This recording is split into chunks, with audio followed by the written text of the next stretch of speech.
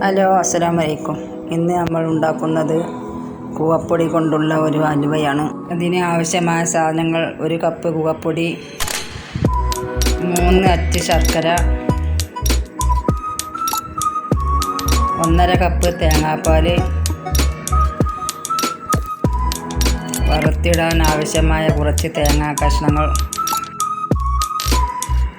പിന്നെ 2 table spoon നെയ്യ്,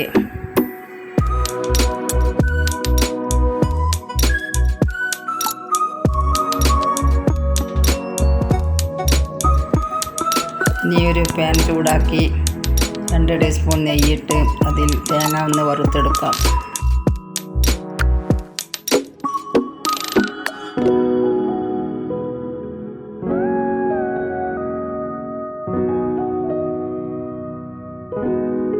ഇതിലേക്ക് കുറച്ച് മുന്തിരി കൂടി ഇടുന്നുണ്ട്.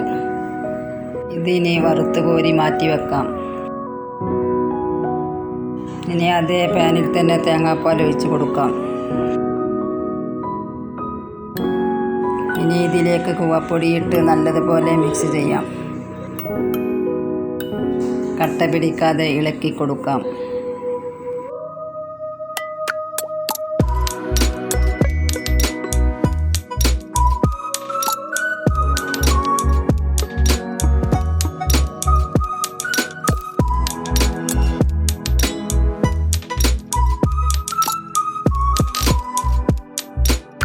എടുത്തു വെച്ച ശർക്കര ഉരുക്കിയത് ഇതിലേക്ക് ചേർത്ത് കൊടുക്കാം.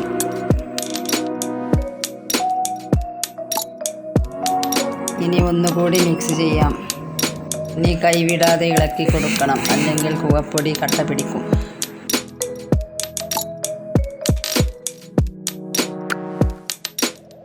ഈ പരുവമാവുമ്പോൾ നേരത്തെ മാറ്റിവെച്ച തേങ്ങാക്കൊത്തും മുന്തിരിയും ഇതിലേക്ക് ചേർത്ത് കൊടുക്കാം.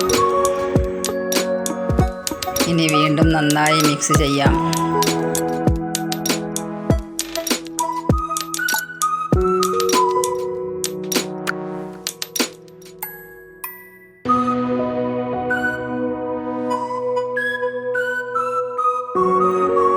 ഇനി ഒരു പ്ലേറ്റിൽ നെയ്യ് തേച്ച് അത് കൂവപ്പൊടി ഇതിലേക്ക് മാറ്റി കൊടുക്കാം.